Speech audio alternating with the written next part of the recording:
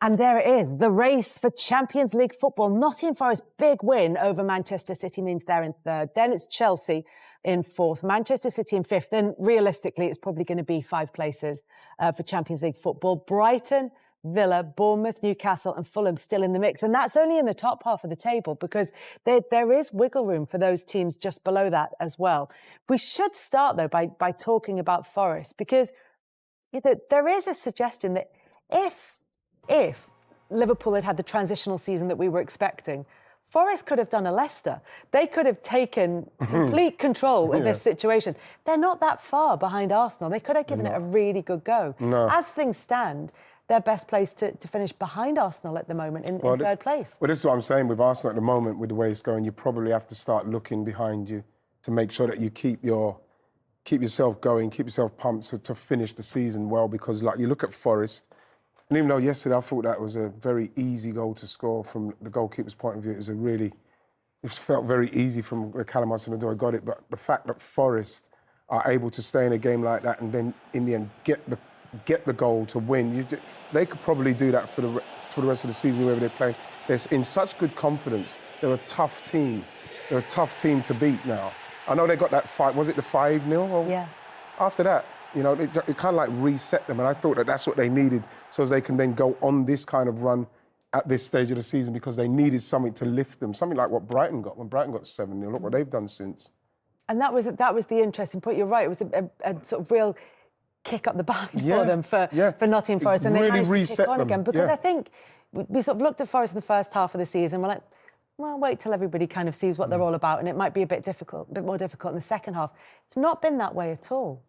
To be fair, I think they're the only team, say, probably in the top 10 that are actually, I think they have one of the lowest possession stats in the whole league. So they're doing the opposite of what the top teams are doing, trying to, play out and all this possession. Because everybody's trying to play, they're almost the kryptonite to that. And they're picking teams off on the counter. That ball from Gibbs-White was crazy. It was so good. Obviously, Hudson-Odoi has been amazing. They've got all those players are almost perfect in this system. Credit Nuno, by the way. If it wasn't for Arne Slot, he'd be manager of the year. And I think he's realised, right, we've got a good goalkeeper. Defence is really good, by the way. Super underrated. And they hit teams on the counter. Chris Wood as well. So I've been so impressed with this team. The fact that they're doing it their own way, a bit in that Leicester way. Defend well, not much possession, and we hit you on the counter. And it's a perfect recipe with all these teams trying to play this ridiculous open football. They're picking everybody off left, right and centre. It's just making me think of the conversation we had about, the demands on players' bodies after a really busy summer coming into this season. Is the way that Forest play more suited to this season particularly, do you think? Does it help their players conserve energy, or is it more energy sat? But I don't know. Well, I think that you have to work hard when you are trying to defend and stay with people. But then when you've got players like Elanga and Callum Hudson-Odoi, and you've got someone who's the focal point like Chris Wood, and Morgan Gibbs-White, you can then, those players can break quickly, and then you can just push up behind them. It doesn't seem like you don't have to do a lot of hard running with what Forest are doing. You just have to be in the right positions, and then you get the ball, get it to your pace guys. And they're doing that really well. They're really utilising the front guys really well to score. But they're very solid now. He's made them quite solid. Yeah, really good season for Nottingham Forest. Chelsea are in fourth. And I feel like we veer from week to week as to whether Chelsea are back or whether they're the crisis club of the moment. I don't really know where they are. Where is the Chelsea narrative, Flo, at the moment? Yeah, it's very confusing because also there's been fan protests around it. And then when you look at their position on the table, you think, oh, well, it's not so bad. But I do think that race for Europe is so bonkers. It's so open. It could be anyone's, which is great. And I think Chelsea will end up with something. I do think I haven't been massively convinced with any of their performances and results recently, which is more worrying moving forward. But perhaps this is a reality of working with a really young squad, working with a squad that might, have these bad periods where I think if you've got more senior leaders, I think it's easier to kind of get that sense of direction. A very good coach who has a great reputation, who wants to kind of get his ideas across, but it's also his first season with a really kind of unique group of players that have been assembled. So perhaps this is maybe about where they should be, but obviously given their recent success and I think just overall feeling around the club and so many chopping and changing and everything, I think, I can understand why some fans might be frustrated, but I also feel like this is maybe more of a sense of reality of where Chelsea are going to be this season. Yeah. I think when you look, again, I think Chelsea, they don't need too much. I think they just need some experience throughout the team if they can get that, because I think one of the biggest things that's upset Chelsea is that Nicholas Jackson's injury, and the fact that I think that probably coincides with Cole Palmer and his form in the way he is. He's got to have partnerships and links with someone. I think he had one with Nicholas Jackson, and now you're looking at it, people are putting more pressure on him. And even when they put pressure on him when Nicholas Jackson's in the team, he doesn't need much to have someone to hit with it. And so when you can do that, you can get going. It opens up the pitch, because that's what Nicholas Jackson does. Then he could come and operate in these areas. I don't think that's happening now. And people are putting more pressure on him, especially without that outlet of Nicholas Jackson. I've never seen a team need a goalkeeper more than that in my whole life. It's true. I mean, they've spent £1 billion. They've got plenty of goalkeepers. They went from Mendy, Kepa, who's flying at Bournemouth. Okay, he made a mistake on the weekend, but to spend that money and not have a goalkeeper, I think they've almost overachieved. Without a goalkeeper, since Jackson's gone down, they haven't had anybody to step up. You need a striker and you need a goalkeeper. If they do their Champions League team, easy. Yeah. They really are. But to think you can get into the Champions League in this league with those goalkeepers, no way. No chance. And even before the season started, a lot of people looked at their defence and knew from pre-season this is a defence that leaks a lot of goals. So it's always going to be about how can they outscore other teams. They've never really, I think, looked that solid defensively. But with Cole Palmer, Jackson, they were just creating so many good opportunities and putting teams away, but still conceding. And then that does kind of catch up with you. You know, the thing as well, Flo, is Fofana. I think Fofana, if he could have... He was good yesterday. Yeah, he was really good. If he can have... They took him off, I think, maybe for precautionary, but if he can have a season where he can stay clear of injuries and they could bring in... I'm not saying... Because I think he could be experienced enough, but bring in experienced players in... Whether it's the defence, like they've done with a Thiago, or just in that squad, around that squad, I think that they would probably manage games easier as well and better. I think Cole Fofana could turn into one of the best partnerships in the league. I really do.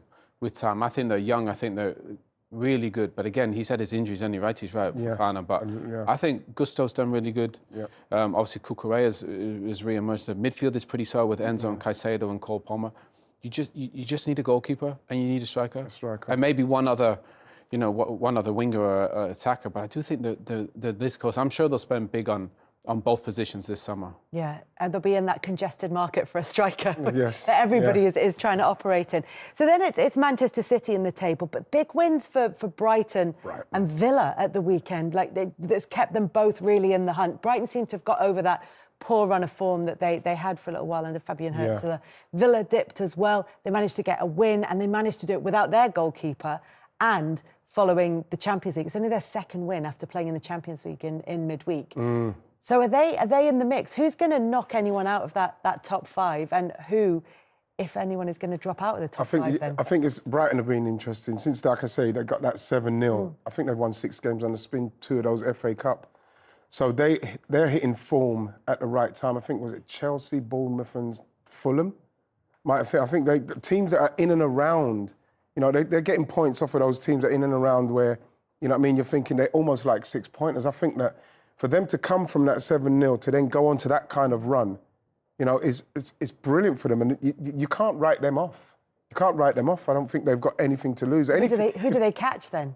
Because that's the interesting question. Because if we're saying that Forest would probably be the one that would be least predicted to be in those positions, but they look like the most secure of the teams who are going to finish in the Champions League places. So then it's a Chelsea or a Man City. I think Chelsea have quite... I mean, it's interesting. We looked at all we couldn't really look at fixtures from 3 to 9. You know, we can't do that for 10 games for the rest of the season. But what I'm saying, I think Chelsea have quite tough ones. Yeah, they do.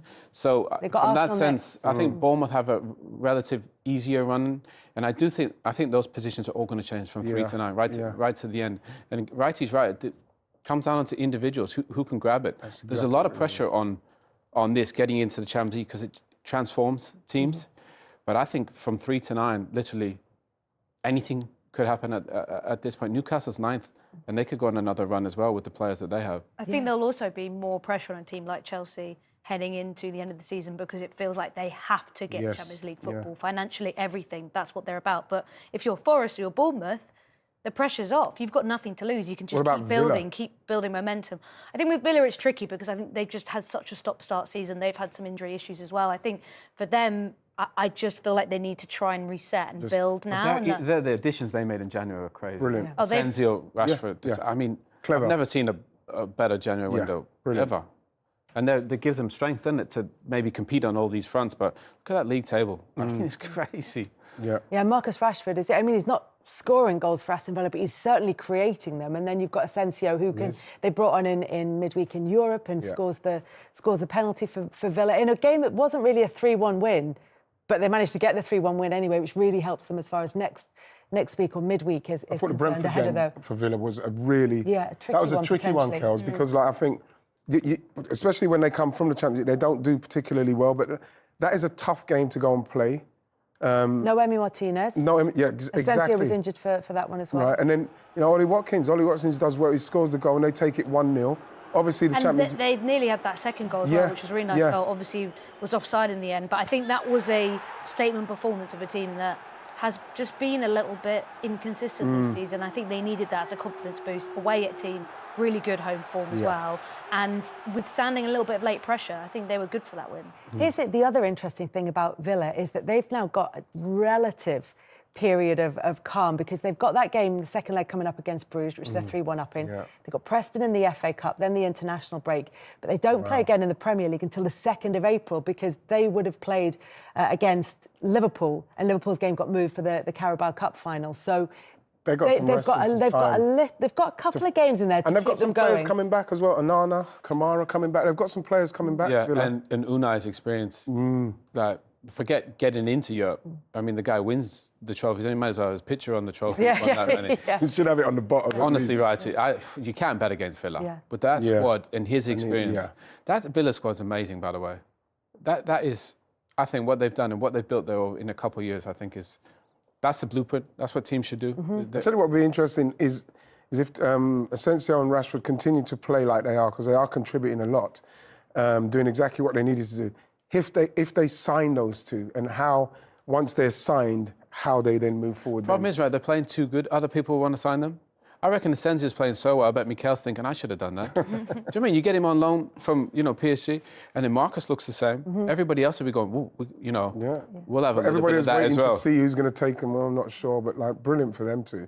Brilliant for them too. Yeah, we've got some games coming up. We've got some difficult games coming up for Villa, but it's going to be, they do have that period to try and reset. It's just going to be absolutely fascinating until we get to see how that, like you said, it feels like it could change at any time because they're all playing each other as well. Chelsea's fixtures you talked about, they're going to play a lot of the teams in the top half of the table. There's no easy run-ins, and then you've got, as you say, someone like Bournemouth, who again have a model that isn't quite the same, but feels in that Brighton, Brentford sort of mould. There's a very definite way of playing football. And they bring players through and develop them. And suddenly you have like a Kirkes or they should have won yesterday. They absolutely hammered them. And then again, they're almost in the top 5 race, aren't they? Yeah, I'd love Bournemouth to just continue doing what they're doing and easy. Because again, you mentioned Manager of the Year and Nunes, but for Slot, but then Iraola and what he's done as well this season, he's got to probably get some recognition for that. So I feel that Bournemouth are another one that there could be a sneaky little team for people. Yeah, are we thinking Europa League more realistic for them? Absolutely, yeah. I'm not saying not for the fifth. Yeah, but it's not that far. It's not that many points to make up. And there's always somebody has a late run, isn't there? But what they got, of course, you've got to aim for the best you can. Maybe needed to win yesterday. But I'd love to see Bournemouth get into some form of European competition. How big's their stadium? 12,000? 12,000, yeah. Imagine they got into the Champions League. Amazing. That'd be amazing. Amazing. It would. It'd be incredible. But there's a long way to go. And we've got this little sort of natural break with the FA Cup fixtures and the Champions League fixtures coming up after next weekend. And then you just wonder, teams now that are out of the FA Cup might be thinking, it's not necessarily the worst thing in the world, is it? They have a little rest. So we're thinking, as things stand, is it the 5 who are there? If you had to say right now how the top 5 is going to finish in whatever order, who do you think is going to be qualifying for the Champions League next season? Well, I think, obviously, Liverpool. I think Arsenal will. I think... You think Arsenal aren't dropping out the top 5? Well, that's good. I'm talking about Liverpool winning. I hope Arsenal stay where they are. We haven't even spoke about City. No. I mean, and imagine they could not. Do you think that's possible? I think they still will. I think they will. I think they will too. But I mean, to even have the conversation that they might not is quite remarkable, really. I can't see the top 5. I mean, I can see the top 2. Do you know the thing with City is you feel like there's always more to come from them. So they might lose the game against Forest, but if they were going for a title or if they had to win that in order to qualify for the Champions League next season, you feel like they they could have given more to win it? Does that make Yeah, sense? yeah. It feels like they don't really have much to play for, Yeah. do they? And Yeah, but the City team itself just feel there's a fragility about them where you feel like, you know, we've been waiting for the run for so long. Obviously, that wasn't coming because they're still transition. We're doing whatever they're doing. But I don't go into games with City now and feel like, yeah, I'm not watching this one. I feel that City can be beaten by anybody. If you're organised and you're ready to go, you can cause City problems now, which never used to happen. I also feel the expectation is every single weekend, this is when they arrive. This Yeah, is when it yeah, starts. The yeah. same with when they played Liverpool a few weeks ago. Everyone thought, OK, now we're going to see them. Yeah. And they were just, you know, non-existent. The same in the Forest game. I just thought, OK, now is where they really ignite. But Father Time has caught up to that City team all of a sudden quick, hasn't it? Bernard, I love Bernard. I've never seen him have a season like this. Kevin De Bruyne all of a sudden out of nowhere, he doesn't look the same. Gundogan all of a sudden, you know, all these guys have kind of... Mentally and physically. I think it's a combination, mentally, physically. They've won so drained. much and been so amazing. I just think they probably need a little bit of a reset and some fresh bodies to come in and help those guys. End of an era at Manchester City, but I don't think anybody's got the bravery to say they're going to drop out of the Champions League places.